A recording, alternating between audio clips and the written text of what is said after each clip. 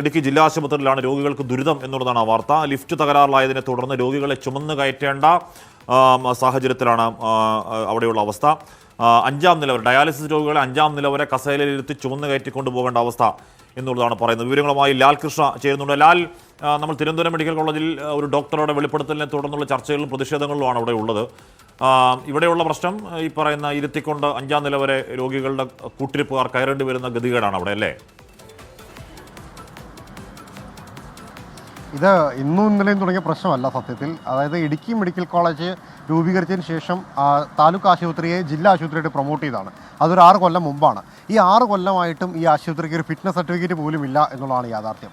2 ലിഫ്റ്റുകൾ വേണം എന്നുള്ളിടത്ത് ഒരു ലിഫ്റ്റ് മാത്രമേ ഉള്ളൂ എന്നുള്ളത് കൊണ്ടാണ് ഫിറ്റ്നസ് കിട്ടാതെ പോയത്. ഇതിനിടയിലാണ് പഴയ ബിൽഡിങ്ങിലുള്ള ഒരു ലിഫ്റ്റ് പൂർണ്ണമായും തകരാറിലായത്. ഇതോടുകൂടി സംഭവിച്ചത് യഥാർത്ഥത്തിൽ OP ഭാഗത്ത് വന്നിരുന്ന ആളുകൾ അവിടുത്തെ ചെക്കപ്പും മറ്റു കാര്യങ്ങളും കഴിഞ്ഞ് ഡയാലിസിസിന് വേണ്ടിയിട്ട് 5ാം നിലയിലേക്ക് എത്തണം. ഈ 5ാം നിലയിലേക്ക് രോഗികളുമായി വന്ന ആളുകൾ തന്നെ എടുത്തുകൊണ്ട് പോവുകയും ഡയാലിസിസിന് ശേഷം വീണ്ടും സ്റ്റെപ്പ് ഇറങ്ങി ഇവരെ കൊണ്ട് വരേണ്ട അവസ്ഥയാണ്. ഈ ക്യാൻസർ പേഷ്യൻസിനെ ചികിത്സിക്കുന്നതും ഇതേപോലെ തന്നെ സമാനമായ ഇടത്താണ്. അതുകൊണ്ട് തന്നെ ആളുകളെ കൊണ്ടുപോവുക, ഇറക്കിക്കൊണ്ടുവരിക എന്നുള്ളത് തന്നെ